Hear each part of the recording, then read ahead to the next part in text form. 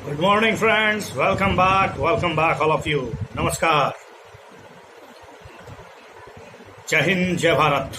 आप सबों का हार्दिक स्वागत है इस यूट्यूब चैनल में where we are study about different types of subjects, जहां हम लोग अलग अलग विषयों के बारे में अध्ययन कर रहे हैं और प्रश्नों की एक बेहतरीन श्रृंखला के माध्यम से मैंने कई वीडियोज अपलोड किए हैं। आप उस वीडियोज को जाकर देखें, बेहतरीन तरीके से समझाया गया है।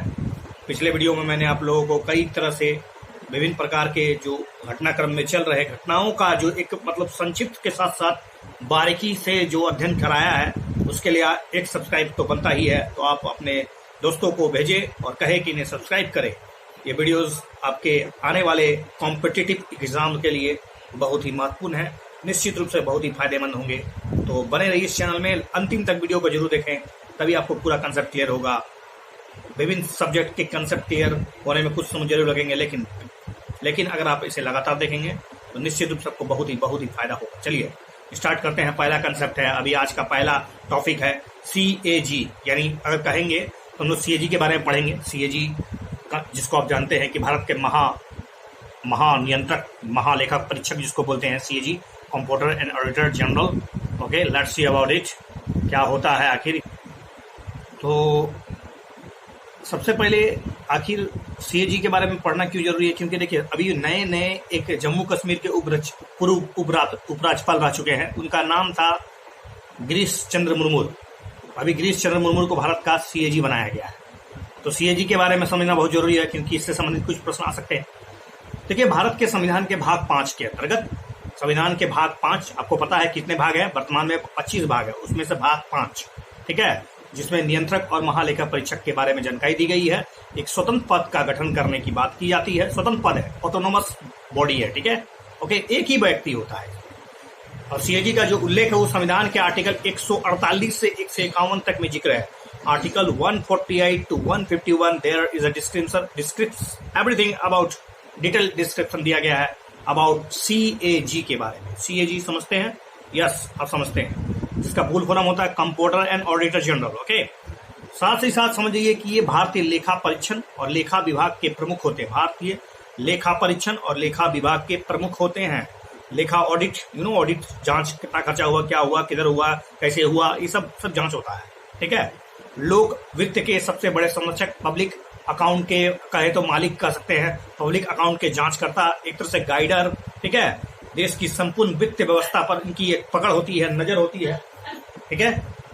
और इसका नियंत्रण राज्य और केंद्र दोनों पर होता है। ध्यान रहे, पूछा जा सकता है कि CAG क्या राज्य का CAG होता है? अरे भैया, वही CAG जो सेंटर का होता है वही राज्यों के भी होते हैं। इसका कर्तव्य भारत के संविधान और संसद की विधियों के तहत वित्तीय प्रशासन को बनाए रखना होता है। संसद और राज्य दोनों के, ठीक है, संसद और राज्य दोनों के वित्तीय प्रबंधन, उसको मैनेजमेंट कैसे किया जाए, मैनेजमेंट के बारे में इनकी अच्छी पकड़ होनी चाहिए, ठीक है। अब इनका नियुक्ति और कार्यकाल के बारे में अध्ययन करेंगे। तो देखिए, भारत के नियंत्रक और महालेखा परीक्षक की नियुक्ति राष्ट्रपति के द्वारा की जाती है, ठीक है। राष्ट्रपति के द्वारा क्यों की जाती है? राष्ट्रपति चूंकि मंत्रिपरिषद के अनुसार काम करते हैं। CAG का कार्यकाल 6 वर्ष का होता है, या फिर 65 वर्ष की आयु, लेकिन जो दोनों में से पहले हो, ठीक है। अगर किसी व्यक्ति की उम्र 63 वर्ष है और उसको CAG नियुक्त किया जाता है तो उनका कार्यकाल केवल 2 वर्ष का ही होगा, 6 वर्ष नहीं होगा, ठीक है। 6 वर्ष या 65 वर्ष, दोनों में से जो पहले हो। अब अगर CAG के बारे में बात करते हैं कि कर्तव्य क्या है उनका, तो भारत के नियंत्रक और महालेखा परीक्षक भारत की संचित निधि, about Indian contingency fund, Bharat की एक संचित निधि है जिसमें सारा देश खजाना जमा होता है, ठीक है। प्रत्येक राज्य की अपनी संचित निधि होती है। प्रत्येक संघ शासित प्रदेश का जहां विधानसभा है वहां पर सभी प्रकार के संबंधी जो लेखा, व्यय, खर्चा इत्यादि का वो परीक्षण करते हैं, जांच करते हैं, देखते हैं, पढ़ते हैं। ये भारत की संचित निधि और भारत के लोक लेखा सहित, भारत की संचित निधि और भारत के लोक लेखा सहित राज्य की आकस्मिक निधि और लोक लेखा के सभी प्रकार की लेखा का परीक्षण करते हैं, ठीक है। दूसरा बात है कि ये केंद्र सरकार और राज्य सरकारों के किसी भी विभाग के द्वारा जो स्थापित होता है, चाहे ट्रेडिंग, विनिर्माण, लाभ हानि खाता, बैलेंस शीट, ठीक है, और अन्य सभी अनुषंगिक जितने भी उससे जुड़े हुए जितने भी खाता है, जितना भी लेखा है, उनका परीक्षण किया जाता है। वो केंद्र और राज्य के द्वारा अनुदान प्राप्त सभी निकायों केंद्र और राज्य से फंडेड जितने भी निकाय हैं, जितने भी बॉडीज हैं, जितने भी समझते हैं ना स्वायत्त इकाई भी, ठीक है, हो सकता है वो निजी इकाई हो, लेकिन अगर केंद्र द्वारा फंडेड हो या राज्य द्वारा फंडेड हो, जितने भी प्राधिकरण है, उसको जो कुछ मिलता है उनको उनकी प्राप्तियां, उनका व्यय की लेखा परीक्षण करते हैं। इसके साथ ही साथ उससे जुड़े हुए नियम द्वारा जो बताया जाता है, सरकारी कंपनियां हो या अन्य निगम हो, उनका भी निरीक्षण करना होता है। किसी प्रकार का कर अथवा शुल्क की शुद्ध आगम का निर्धारण और प्रमाण यही जारी करते हैं, ठीक है। ये तो हो गई सीएजी का कर्तव्य के बाद। अब भारत के नियंत्रक और महालेखा परीक्षक को एक तरह से जो रिपोर्ट सौंपते हैं वो किसे सौंपते हैं? तो भारत के नियंत्रक और महालेखा परीक्षक दो जगह रिपोर्ट सौंपते हैं, एक तो केंद्र के लिए राष्ट्रपति को और राज्य के लिए राज्यपाल को, और वो राज्य और राष्ट्रपति और राज्यपाल दोनों उसे संसद में और विधानमंडल के पटल पर रखवाते हैं, उस पर चर्चा होता है, जांच होती है। सीएजी राष्ट्रपति को 3 लेखा प्रतिवेदन प्रस्तुत करता है। 3 लेखा, ये 3 लेखा कौन कौन सा है? एक तो विनियोग लेखा पर रिपोर्ट, दूसरा है वित्त लेखा पर रिपोर्ट, तीसरा है सार्वजनिक उपक्रम से जुड़ा हुआ जितना भी प्रकार का खर्चा होता है उस पर एक रिपोर्ट, ठीक है। अब एक बात है कि पब्लिक अकाउंट कमेटी भी होती है, तो सीएजी और पब्लिक अकाउंट कमेटी का क्या एक दूसरे से कनेक्शन है? देखिए, सीएजी भारत की लोक सेवा, तो मैं बता रहा था कि सीएजी और पब्लिक अकाउंट कमेटी के क्या रिलेशनशिप है। तो सीएजी पब्लिक अकाउंट कमेटी के जो अध्यक्ष होते हैं, जो भी चेयरमैन होते हैं, उनको वो मार्गदर्शक, उनके मित्र, उनके दार्शनिक के रूप में काम करते हैं, ठीक है, ओके। सीएजी अपने द्वारा जितने भी विनियामक और लेखा परीक्षक होता है, उनका अंतिम या अतिरिक्त कार्यकारिणी लेखा के माध्यम से जितना भी व्यय होता है उनकी भी निगरानी करते हैं। अब हम बात करेंगे कि सीएजी का जो पद है वो किस प्रकार से संविधान के द्वारा प्रोटेक्टेड किया गया है, एक स्वायत्त है, ऑटोनोमस है। तो देखिए, सीएजी का कार्यकाल की सुरक्षा प्रदान की गई है। आपको पता होगा कि हम जानते हैं कि इसे केवल राष्ट्रपति के द्वारा संविधान में जो उल्लेखित वर्णन है या उन जो कार्यवाही है उसके जरिए द्वारा ही हटाया सकता है, और सीएजी को उसी तरह से हटाया जा सकता है जिस तरह से सुप्रीम कोर्ट के जज को। अर्थात ये सीएजी जो है वो राष्ट्रपति के प्रसाद पर्यंत पे काम नहीं करते हैं। राष्ट्रपति के प्रसाद पर्यंत पे काम नहीं करना, इनकी नियुक्ति राष्ट्रपति के द्वारा जरूर होती है, लेकिन राष्ट्रपति उसको जब मन तब नहीं हटा सकते हैं। अपना पद त्याग करने के पश्चात चाहे वो राज्य सरकार हो या केंद्र सरकार से जुड़े हुए किसी भी पद पर वो दोबारा काम नहीं कर सकते हैं, शपथ ग्रहण नहीं कर सकते हैं।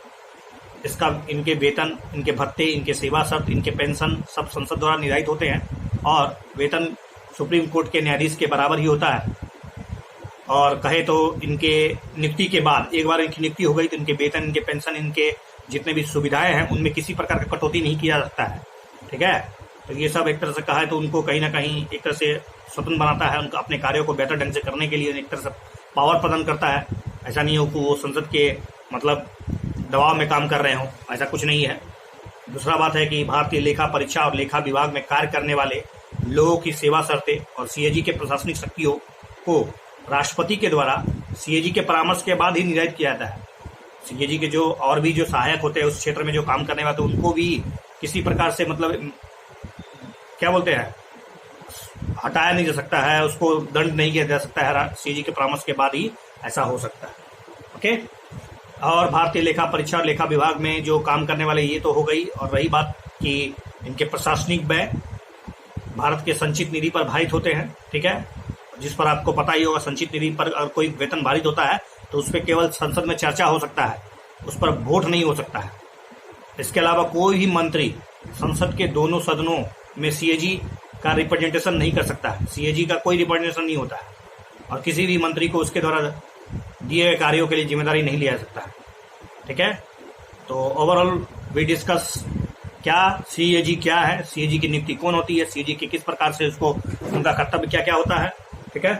तो मेरे ख्याल से आपको सीएजी के बारे में समझ में आ गया होगा। प्रीलिम्स से जुड़े हुए जितने भी प्रश्न है कि भारत की संचित निधि पर भारित अगर वेतन होता है तो किसका किसका होता है, सीएजी कौन कौन से रिपोर्ट राष्ट्रपति को और राज्यपाल को सौंपे जाते हैं, सीएजी की नियुक्ति के संबंध में क्या संबंध है, क्वेश्चन यही है। तो ओवरऑल हम कह सकते हैं कि सीएजी संसद के प्रति वित्त प्रशासन के क्षेत्र में कार्यकारिणी की जवाबदेही तय करने के लिए महत्वपूर्ण भूमिका निभाता है। समझाइए तो कैसे?